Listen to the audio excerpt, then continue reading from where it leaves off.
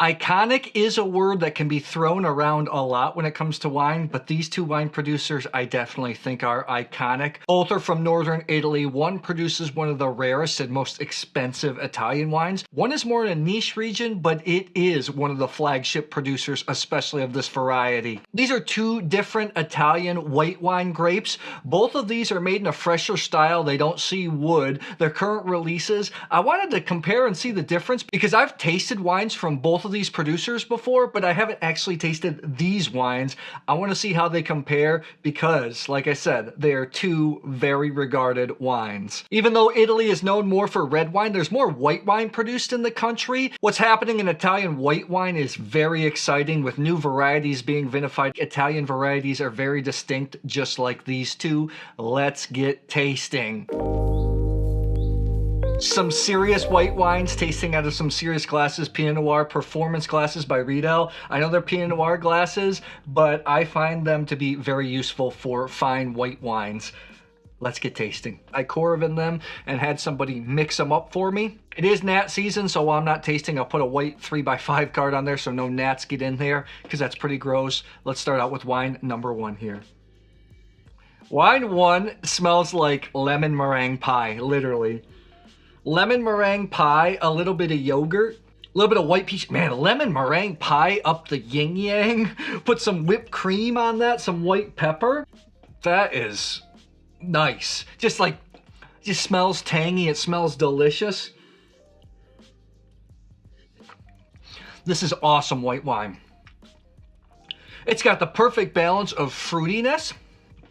It also isn't too acidic. It's not too sharp, not too sour, so it doesn't really bite at the corners of your mouth, which I really like. It's got substance. There's complexities. It's not just fruit there. You get some mineral notes.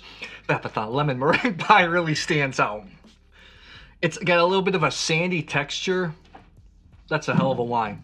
Let's go into two. I know how we're going to top that. Number two. Whoa, okay, two is completely different. Two has a little bit of like a dried white flour flavor. This has got kind of like more of a yellow peach pie. Doesn't have as much creaminess. Doesn't have as much whipped cream type flavors.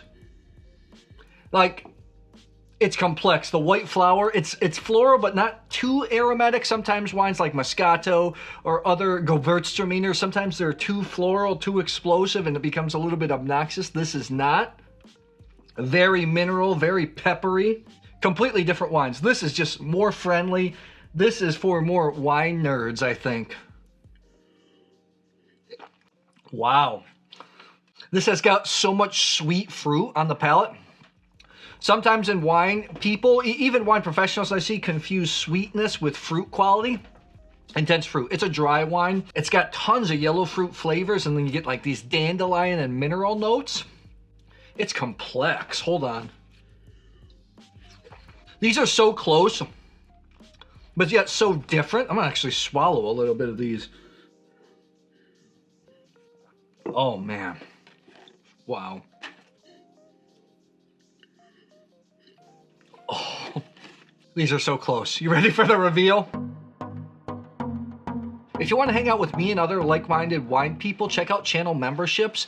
In the second tier, the Grand Reserve tier, I've organized a monthly live hangout tasting where you can come up on screen. We can hang out, talk about your wines, just nerd out. I've also launched a live video podcast series, and members in that Grand Reserve tier can come up on screen and call in like a live radio show and ask a question to the guest. I'll leave a link below. It really supports the work here, so I thank you so much. This was the closest, yet most distinct face-off I think I've done so far.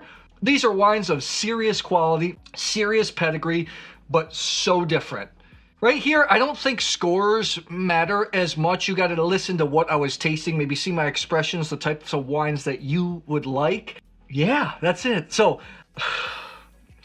I have at 92, 92 plus. Wine 1, 92, it's the most friendly, yet it's serious. I think this is a crowd pleaser. Like, everybody's gonna absolutely love this.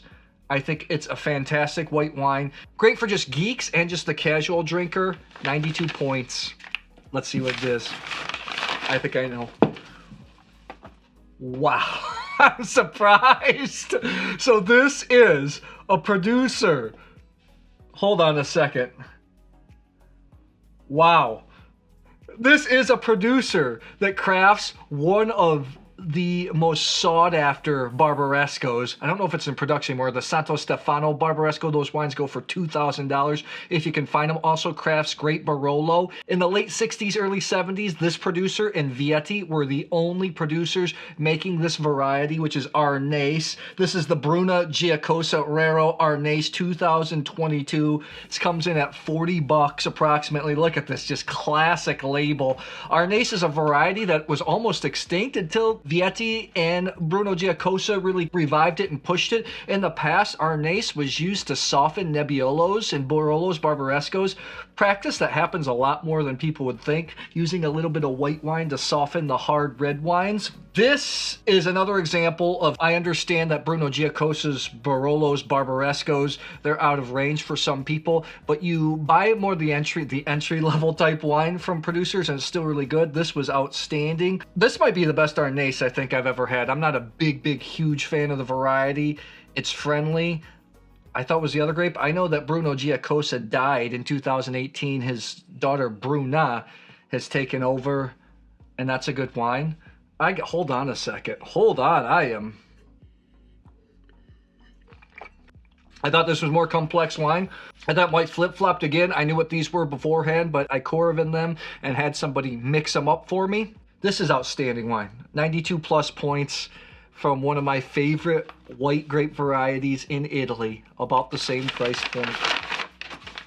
Okay, this is from a region that's less known. The Bruna Giacosa from Piemonte, Piedmont, and northwestern Italy. This is from northeastern Italy, Friuli, Venezia, Giulia. One of the flagship varieties there is Friulano, which actually probably is a French grape. It's known as Sauvignonasse in southwest France, although its spiritual homeland, I think, now is more in Friuli. This is a producer that Friuli Venezia Giulia was one of the regions in Italy that really revolutionized the white wine category. This is one of the producers that was part of that revolution. This is the Via de Romans Dolée Friulano 2021. This also comes in around 40 bucks. I flip-flopped. I thought this would be completely different. I like this slightly more. I thought this was for more geeks, complex. This was absolutely delicious.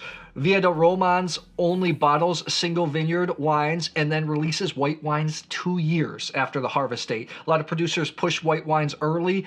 I had a producer once told me, you know what? Some red wines need bottle age. All white wines do, which is true. I like white wines after a couple of years in the bottle. Outstanding. Tell me, have you tasted either one of these grape varieties or producers before? Do you have any other favorite iconic wines in Italy or any other place in the world? I'd love to hear. Drop it in the comments below.